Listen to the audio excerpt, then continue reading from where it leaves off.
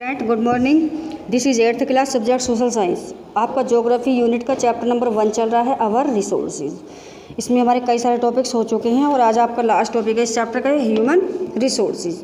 इससे पहले हमने नेचुरल रिसोर्स के बारे में पढ़ा था कि नेचर में जो हमारे आसपास में जितनी भी चीज़ें, हमारे चारों तरफ जो जो चीज़ें हैं सारी क्या है, नेचुरल हैं। लेकिन उसके साथ साथ इसमें दिया है ह्यूमन रिसोर्स, यानी मनुष्य भी क्या है, मनुष्य भी एक रिसोर्स की तरह है, हम भी एक रिसोर्स हैं। ठीक, तो ह्यूमन रिसोर्स, मानव रिसोर्स, ठीक है, इसके बारे में पढ़ते हैं। ह्यूमन रिसोर्स आर दो रिसोर्स, ह्यूमन रिसोर्स वो रिसोर्स हैं that can not be touched और फेल्ट। ह्यूमन की रिसोर्स, ह्यूमन रिसोर्स वो रिसोर्स होती हैं जिनको क्या है, कैन नॉट बी टच और फेल्ट, जिनको छुआ नहीं जा सकता और ना ही महसूस किया जा सकता है। Rather they are found in humanity, इग्निटी और पॉपुलेशन। अब ह्यूमन रिसोर्स कौन कौन सी थी? अब आप सोच रहे होंगे भाई ह्यूमन रिसोर्स ऐसी कौन सी रिसोर्स जिन्हें हम छू भी नहीं सकते और देख भी नहीं सकते, वो हैं। हाँ, अभी बताती हूँ आपके बारे में। तो इसमें दिया कि दे आर फाउंड, वे पाई जाती है इन ह्यूमन इनजीनिटी, यानी हमारे अंदर, हमारे आंतरिक, जो हमारी ब्रेन में जो क्वालिटी होती है, हमारा जो ज्ञान है, नॉलेज है ना, हमारी जो क्वालिटी है, योग्यता, एबिलिटी है, हमारा जो नॉलेज है, वो सब क्या है, ह्यूमन रिसोर्स है ना। तो ऑफ द पॉपुलेशन, यानी लोग, जनसंख्या जो है एक रिसोर्स की तरह है। बट दिस इज़ परहैप्स, लेकिन क्या है ये, शायद most important types of resource, क्या है, रिसोर्स में सबसे ज़्यादा महत्वपूर्ण रिसोर्स है। यानी यदि सारे रिसोर्स को देखा जाए तो सबसे इंपॉर्टेंट रिसोर्स किसको माना है, ह्यूमन रिसोर्स को। फॉर द इफेक्टिव फंक्शनिंग, क्यों, क्योंकि वो प्रभावित कार्य करती है ना। And coordination of a country, और एक देश का विकास करने में सबसे ज़्यादा इंपॉर्टेंट रोल प्ले कौन करता है, एक मनुष्य, एक व्यक्ति, है ना। मानव किसी देश के कंट्री को विकसित करने में एक महत्वपूर्ण रोल प्ले करता है, इसलिए मनुष्य को सबसे ज़्यादा इंपॉर्टेंट रिसोर्सेज बताया है। Human resource are the most important और विटल फॉर इकोनॉमिक डेवलपमेंट। देश की, देखिए, किसी भी देश के डेवलपमेंट के लिए इकोनॉमिक रूप से यानी आर्थिक रूप से देश का विकास करने के लिए सबसे महत्वपूर्ण resource human resource. They are the agent of development, क्यों, क्योंकि वो विकास के एजेंट माने जाते हैं। जो फैक्टर विकास करते हैं उनको एजेंट कहा जाता है। तो मनुष्य भी क्या है, एक एजेंट की तरह है जो किसी भी कंट्री का डेवलपमेंट करता है।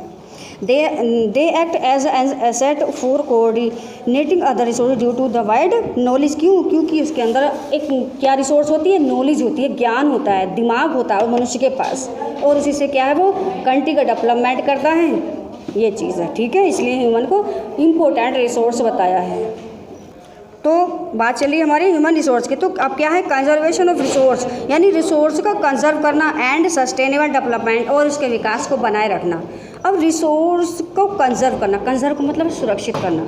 अब रिसोर्स को हम कैसे सुरक्षित रखें और कैसे हम उसे बनाए रखें जिससे देश का विकास होता रहे, तो ये आपका मेजर पॉइंट है। इसके बारे में थोड़ा सा पढ़ते हैं कि ह्यूमन रिसोर्स को कैसे सस्टेन करें और कैसे इसको कंजर्व करें। तो conservation is the practising of caring for the resource, यानी कंजर्वेशन का मतलब है सुरक्षित करना, किसी को कंजर्व करना, है ना, उसकी देखभाल करना, ताकि आने वाली फ्यूचर में जो हमारी जनरेशन है वो उसका यूज़ कर सके, तो प्रैक्टिस कर सके। सो ऑल लिविंग थिंग्स, सभी चीज़ों का, तो वो सभी चीज़ें जो मनुष्य के द्वारा बनाई गई हैं उनको कंजर्व किया जाए, उनको सुरक्षित किया जाए।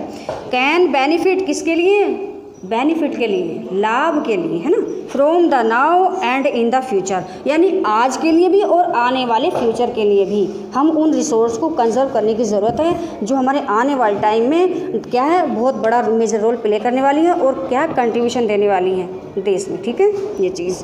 तो people often waste natural resource, people often, people का मतलब है लोग, ऑफन का मतलब है प्रायः, लोग प्राय क्या करते हैं, वेस्ट, बर्बाद करते हैं नेचुरल रिसोर्स, प्राकृतिक संसाधनों को। अब जैसे कि हमने पिछले टॉपिक्स में बताया था कि नेचुरल रिसोर्स कौन कौन सी होती हैं, जैसे एयर है, वाटर है, सनलाइट है, वेजिटेशन है, एनिमल्स है ना, फॉरेस्ट हैं, ये सारी क्या है, नेचुरल हैं। और जितना मिनरल्स अंडरग्राउंड एक्सट्रैक्ट होता है वो सारे रिसोर्स हैं। तो यदि हम नेचुरल रिसोर्स को ज़्यादा यूज़ करेंगे, मतलब जितनी आवश्यकता है उससे ज़्यादा हम उसे यूज़ करेंगे, बर्बाद करेंगे, तो एक समय ऐसा आएगा कि वो क्या होगी, वेस्ट हो जाएगी, बर्बाद हो जाएगी, खत्म हो जाएगी। ना, तो आने वाली जनरेशन हमारी तो कैसे करेंगे, इसलिए हमें उसे कंजर्व करना, नेचुरल रिसोर्स कंजर्व करना बहुत ज़रूरी है।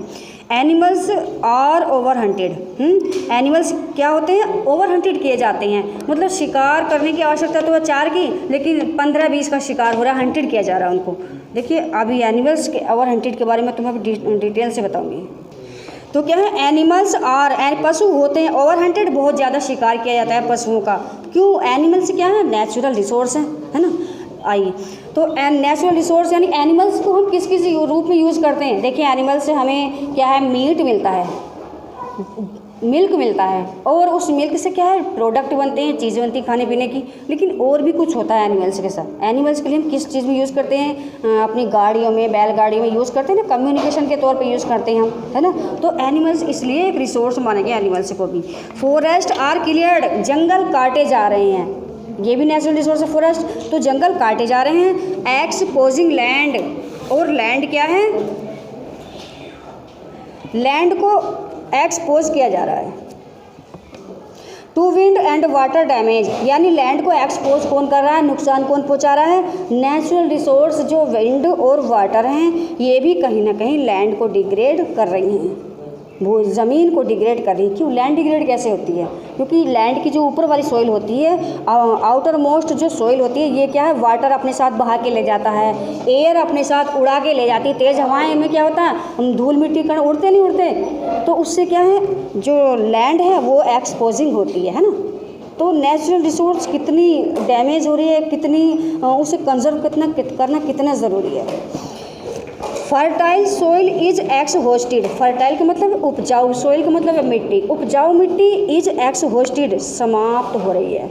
अब फर्टाइल सोइल कैसे समाप्त हो रही है, भैया देखो फर्टाइल सोइल कैसे समाप्त हो रही है। अब फर्टाइल कोई ऐसा तो है नहीं जितनी भी लैंड एरिया सारा फर्टाइल है, नहीं, फर्टाइल एरिया कुछ होता है ज़्यादा। हमारे इंडिया में मात्र आपका 43% एरिया आपका फर्टाइल है। जैसे हमारा ये नॉर्दर्न प्लेन है जहाँ हम रहते हैं, नॉर्दर्न प्लेन में कौन कौन से स्टेट आते हैं, जैसे आपका हरियाणा है, बिहार है, पंजाब है, दिल्ली है, उत्तर प्रदेश है, वेस्ट बंगाल, ये नॉर्दर्न प्लेन्स में आते हैं। नॉर्दर्न प्लेन्स में आपकी एलुवियल सॉइल पाई जाती है, जो सबसे ज़्यादा फर्टाइल सॉइल मानी जाती है।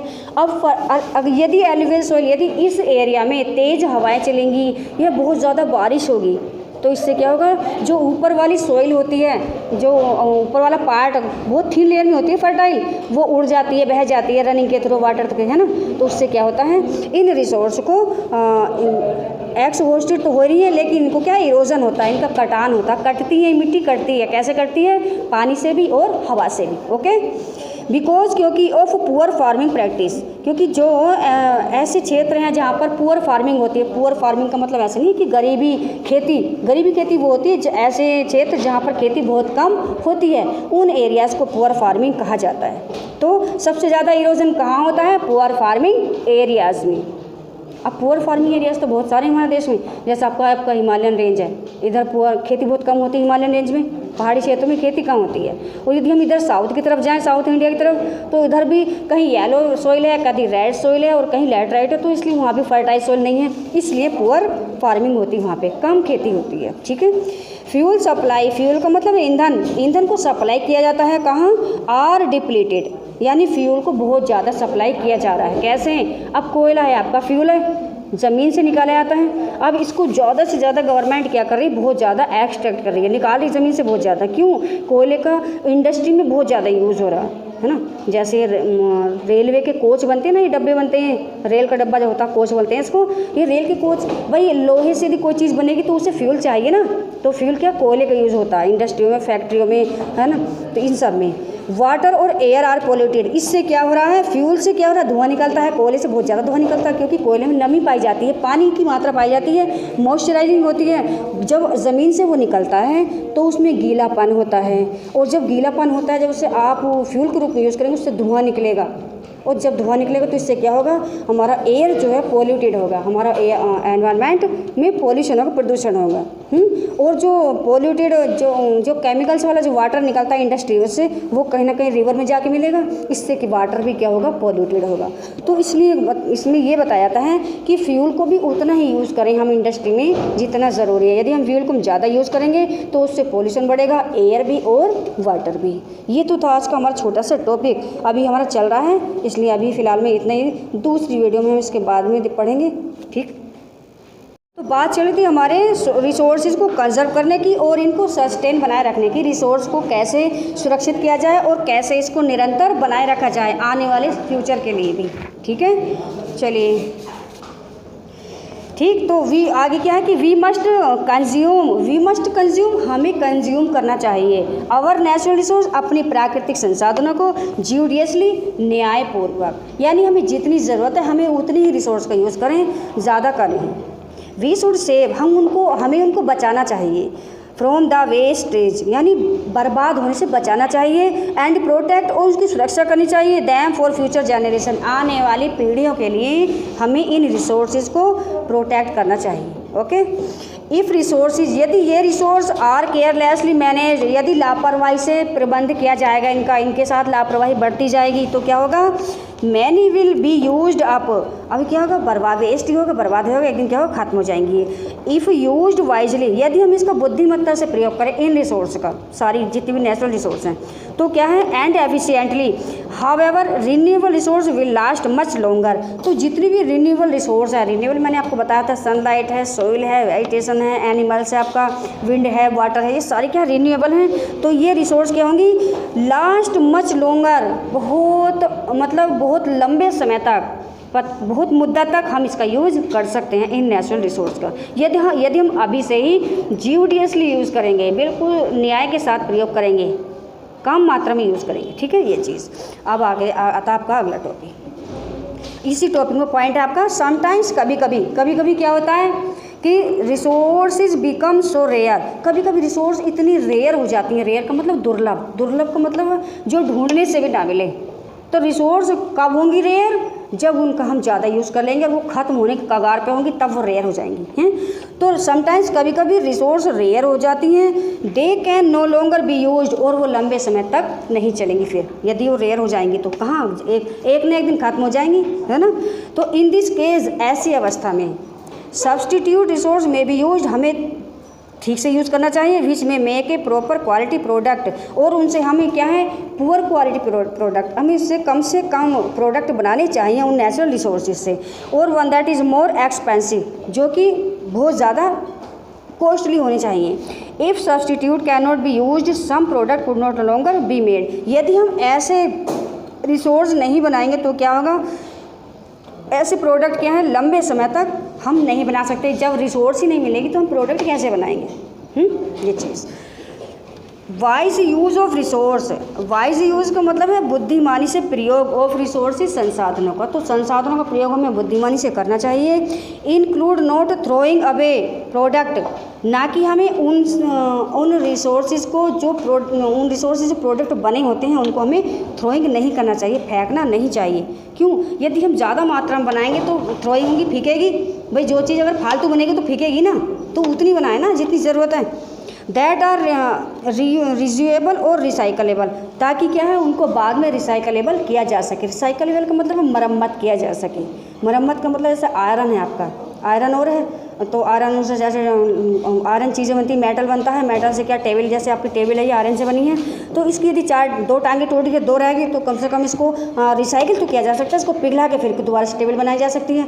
तो उन रिसोर्सेज दोबारा रिसाइकिल किया जा सकता है, लेकिन कब तक किया, तभी जाएगा जब हम उसे सही मात्रा में यूज़ करेंगे।